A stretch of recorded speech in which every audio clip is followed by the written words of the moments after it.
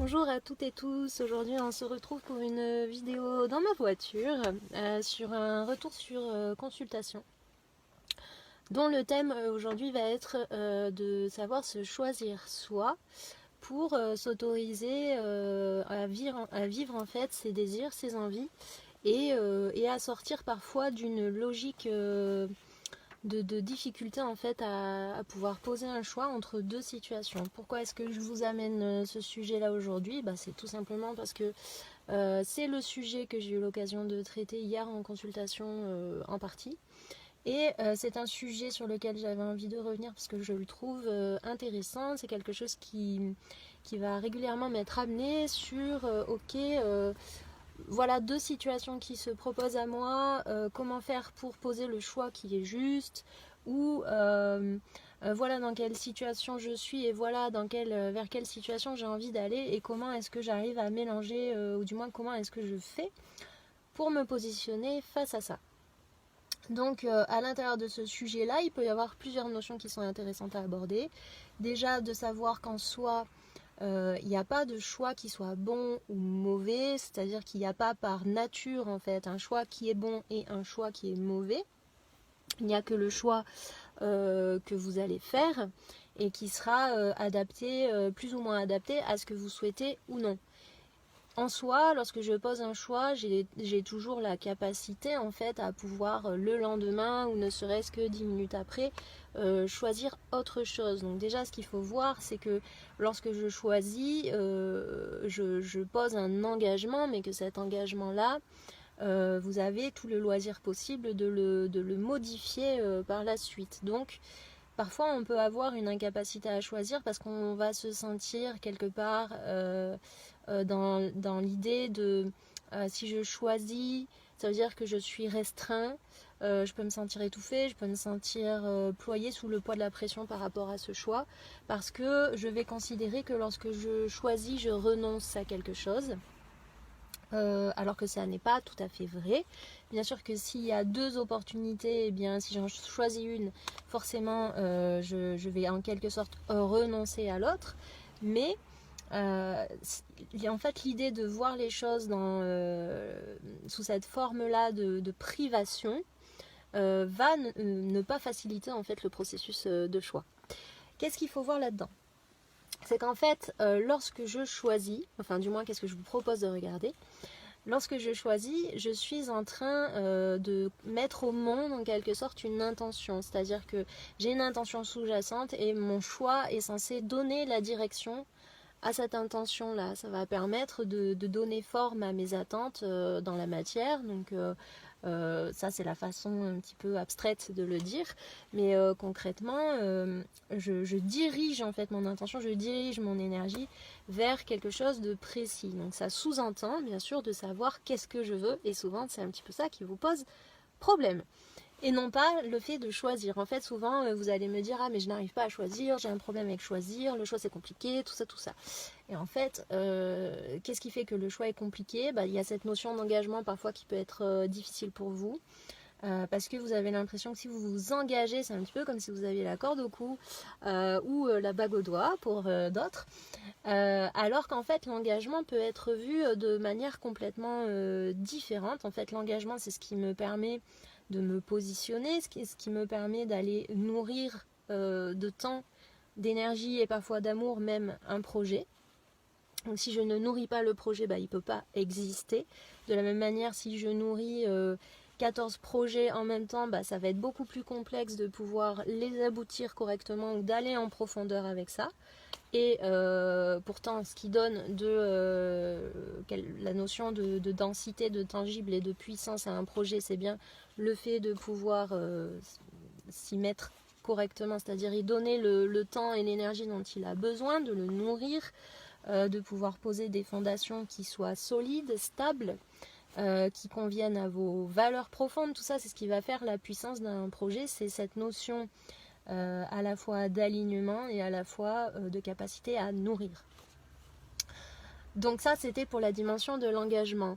Mais par rapport au choix, dans un premier temps, effectivement, plus je sais ce que je veux, plus je suis en alignement avec ce que je veux, plus je me sens dans une certaine confiance en fait et certitude de qui je suis et de quelle forme qui je suis prend, plus ça va être facile de se positionner. Et pour arriver à ça, en fait, il faut tout simplement se départir parfois des attentes extérieures ou se départir de ok, mais dans cette situation, voilà ce que me propose l'autre, voilà ce que me propose la société, voilà, tout ça c'est extérieur.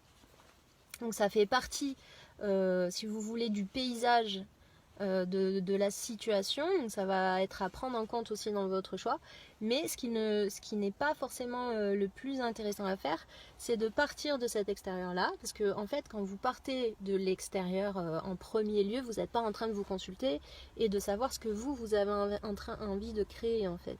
Vous êtes plutôt en train de suivre une dynamique qui est déjà existante, plutôt que d'essayer de créer la vôtre. Ce qui va faire que théoriquement il va y avoir forcément à cet endroit-là une forme d'insatisfaction, puisque lorsque je suis un mouvement, une dynamique, je suis en interaction avec les autres, donc c'est toujours intéressant, mais c'est plus intéressant de le faire en partant de soi, de sa base, de ses fondations, de ses valeurs, de son authenticité, si vous préférez, de ce qui est très très vous. Donc ça demande de se connaître, mais même si vous ne vous connaissez pas suffisamment, ça peut être de prendre 1, 2, 3, ça peut être de prendre le temps simplement de vous dire ok, voilà tout ce qui est en mouvement à l'extérieur. Mais si je me recentre sur moi, que je prends le temps de me poser et de me consulter, donc c'est un temps aussi où je ne suis pas en train de faire autre chose, je m'offre un temps de prise de recul sur moi-même et je me demande très sincèrement, avec le plus d'honnêteté possible, qu'est-ce que je veux, moi? Quels sont mes désirs? Et déjà, est-ce que je me suis déjà posé cette question-là? Parce que parfois vous avez, et c'était le cas de ma cliente, l'habitude de fonctionner par rapport aux désirs des autres, ou à vous calquer sur les désirs des autres, ou à vous calquer sur leur identité à eux. C'est-à-dire, ah bah tiens, telle personne a fait ça, je trouve ça génial, je vais faire comme elle, ou alors je vais le faire avec elle. Plutôt que d'essayer de dire, ok, mais de quelle manière est-ce que moi j'exprime ma créativité, c'est-à-dire c'est pas simplement forcément artistique dans le sens de ça n'est pas forcément de la peinture ou de la musique, mais exprimer sa vraie nature, c'est de la créativité. Et bien sûr, quand on ne naît pas ou on ne se réveille pas un matin en disant ah ben voilà, moi ma vraie nature c'est ça, donc je vais l'exprimer comme ça. C'est quelque chose qui se découvre et c'est un chemin à faire. Mais pour commencer à pouvoir mettre en place cette voie, ce chemin, cette réalisation-là, il faut déjà prendre le temps de se consulter, d'être à l'écoute de soi, de ses désirs et de ce qui bouge à l'intérieur de nous et qui souhaite pouvoir s'exprimer. Donc il y a plusieurs flux, mais je ne vais pas rentrer là-dedans. Il va y avoir les désirs, ce qui nous habite dans notre ressenti, puis il va y avoir aussi ce qui semble descendre sur nous et qu'on a envie de transmettre. Mais ce n'est pas le sujet de cette vidéo. Cependant, pour les deux niveaux, c'est important de prendre le temps de se poser et de se dire ok, qu'est-ce que j'ai envie de créer à partir de ça. Donc là, ma cliente hier, elle était dans cette logique où elle a des désirs très personnels qui sont des rêves et elle sent en fait à l'intérieur d'elle que c'est quelque chose qu'elle a envie de réaliser. Donc on pourrait être sur la logique de réalisation personnelle. Seulement, la situation dans laquelle elle se trouve et l'engagement qu'elle a pris par rapport à une personne la mettait dans une incapacité à choisir selon elle parce que il lui semblait qu'en fait pouvoir être en relation avec quelqu'un et à la fois créer son idéal à elle, c'était pas compatible. Comme si les choses étaient noires ou blanches en fait et qu'on devait toujours soit choisir l'autre, soit se choisir soi. Eh bien pas forcément. Donc là c'était dans une dynamique de couple, mais vous pouvez retrouver ça dans tout un tas de relations. Il n'y a pas des êtres humains qui se réalisent et qui vivent pleinement leurs idéaux et d'autres êtres humains qui sont juste là pour suivre et nourrir la dynamique des autres. C'est un choix. Donc je peux tout à fait choisir de se dire à partir d'aujourd'hui je vais toujours me baser sur qu'est-ce que je veux moi à partir de cette situation extérieure. Et c'est ce qui va vous permettre de vous connaître de plus en plus. Mais si vous ne prenez pas le temps de recul nécessaire pour venir à l'intérieur, écouter ce que vos désirs et ce que votre essence potentiellement a à vous dire vis-à-vis de ça, vous allez avoir des lacunes qui vont faire que de choisir une direction va être beaucoup plus compliqué puisque vous allez tenter de la choisir à partir de quelque chose d'extérieur plutôt que de le faire à partir de vous. Or, c'est quand même vous qui avez envie de vous réaliser théoriquement.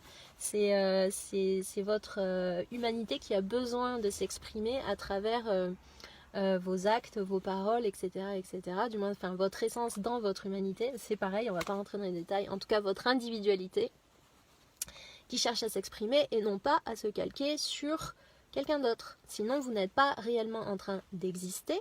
Et donc, il va y avoir de la frustration à ne pas pouvoir exprimer qui je suis, à ne pas pouvoir créer ma propre place. Et tout ça, en fait, ça commence par s'écouter. S'écouter et se choisir soi. Et ensuite, à partir de cet endroit-là, vous pouvez entrer en interaction avec le monde, vous pouvez avoir une relation de couple, vous pouvez avoir plein de relations. Et c'est ce qui va enrichir et qui, par le fait du réseau, comme un écosystème en fait, chacun a sa fonction. Une feuille n'essaie pas d'être un escargot, ça a l'air très con ce que je suis en train de dire, mais pour les êtres humains c'est la même chose. Vous avez une couleur particulière, vous avez une énergie tout à fait singulière et elle a besoin de pouvoir s'exprimer. C'est ce qui va faire qu'au bout du compte vous vous sentez aligné et vous vous sentez accompli, épanoui, c'est parce que vous pouvez laisser cette part de vous transparaître dans votre quotidien. Dans la nature c'est pareil, chaque chose a sa fonction, ça n'empêche pas tous les éléments de pouvoir interagir entre eux, et c'est le fait que chacun ait sa fonction justement qui peut générer une forme d'homéostasie, c'est-à-dire d'équilibre. Voilà, donc de la même manière, si voyez bien que, je sais pas moi, si un escargot essaie d'être un loup, ça va pas fonctionner. Donc c'est la même chose pour l'humain. Donc l'idée c'est d'essayer déjà de savoir dans un premier temps qu'est-ce que j'ai envie d'être en fait. Et ça, vous avez un libre arbitre total sur le choix de vos expériences. Et c'est vos choix qui vont construire petit à petit vos fondations. Ce sont la somme des expériences sur lesquelles vous allez pouvoir vous appuyer, etc. etc. Et de plus en plus, vous allez construire en quelque sorte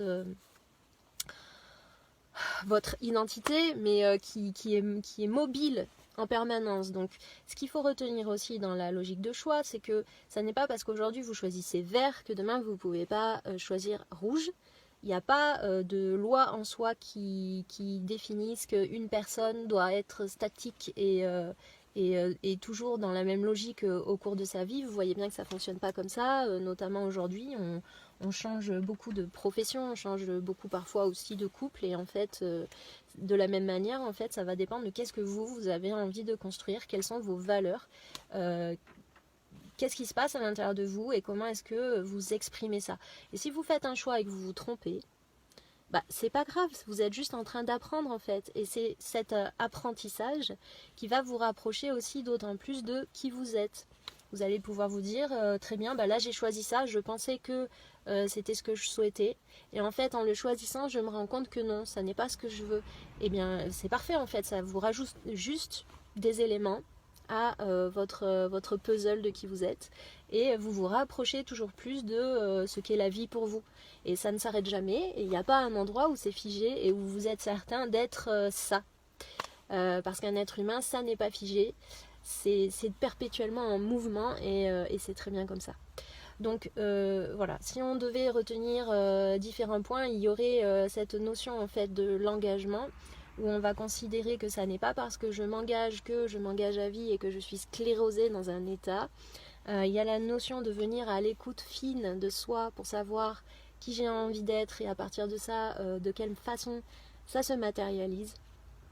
Et enfin, s'autoriser à exprimer pleinement sa propre couleur.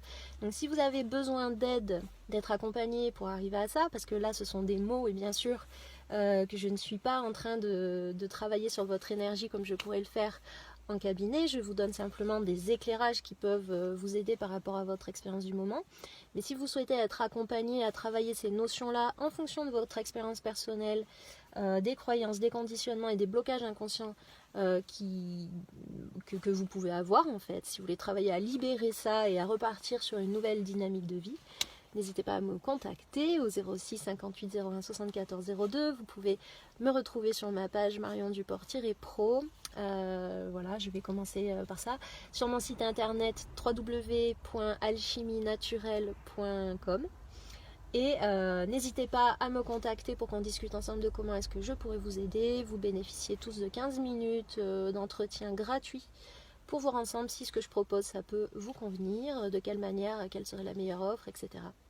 Voilà, donc je reste à votre disposition. C'était Marion, donc accompagnante en développement personnel. Merci et à bientôt.